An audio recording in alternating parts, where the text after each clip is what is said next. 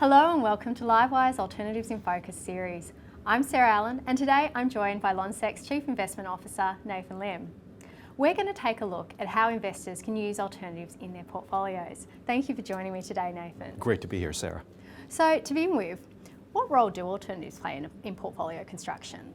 At Lonsec, we like to look at alternatives in a slightly different way. And what we mean by that is that alternatives, as I think my colleague spoke to it earlier, is a very broad church. And so we actually allocate alternatives to both the defensive and also the growth side of our portfolio. What are you cautious about with this asset class? The biggest concern that we have with this asset class right now is the disconnect that we're seeing between listed and unlisted asset valuations. Again, looking at the work that's coming out of Lonsec research, when you look at the value of REITs since the start of COVID till now, listed assets are trading at about a 25% discount to unlisted assets. And we think that seems a bit odd to us.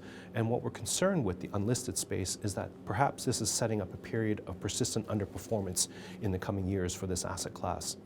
Anecdotally, when we speak to some of our managers that we engage with, especially around the infrastructure space, they're also observing this big disconnect between listed and unlisted valuations. Okay, that's concerning. So when it comes to sizing, there's a lot of different theories about what the optimal allocation for alternatives is in a portfolio. What do you recommend is the right spectrum for sizing in portfolio construction? When it comes to our portfolios at Lonsec, we actually allocate alts right through the whole spectrum, all the way from, at one bookend, our conservative, all the way through to our growth allocation. So I've got some numbers here just to put these into context. Within our defensive allocation, we'll have around a 12% allocation to alternatives. For growth, it's around 19, and for balance, it's around 17. But within those allocations themselves, we then will allocate or sub-allocate between defensive and growth allocations. So going back to those bookends, at the growth end, it will be 100% growth alternatives, whereas at the defensive end, it'll only be about 17% of that allocation will be in growth alternatives. Okay, and do you shift that depending on the market? Yeah, that's right. And so we will take advantage of market conditions to either dial up or dial down the mix of defensive and growth alts, depending on market conditions, definitely. And what are you seeing at the moment? So what are we seeing right now is that we definitely have a preference for multi-strat hedge funds. These are a type of hedge fund that utilize a multitude of different investment strategies to try to generate a positive return. And so what we're talking about here is that they will go into equities, bonds, currencies, volatility markets. They may actually take an absolute position or they may take a relative position. Basically, they've got the freedom to go where they seem to find alpha.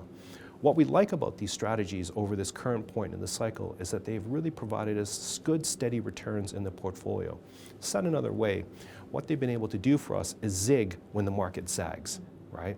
That they are able to provide us another form of diversification, but at the same time providing us positive returns, which really helps drive a better Sharpe ratio in our portfolios. I just want to touch on that point with Sharpe ratios. I think it's very important for investors to remember that you need to actually use risk in your portfolio, and the Sharpe ratio is actually a very good indicator of manager skill. What alts do is that by helping you smooth out your volatility, you actually can use alts to enhance your risk-adjusted returns in your portfolio. And this often comes through a high Sharpe ratio. And what managers do you prefer in this space? Like I said earlier, we definitely have a preference for multi-strat strategies right now. I would also add that another alt that is also very attractive to us right now is gold. Especially during these troubled times, gold has acted as a great diversifier to help get a different source of alpha generation in the portfolio. Okay, and you use gold in your portfolios at the moment? Yes, we do. Okay. Well, thank you very much for sharing those insights, Nathan. Much appreciated. And if you enjoyed listening to this interview, please subscribe to Livewire Markets and Market Index. Thank you for watching.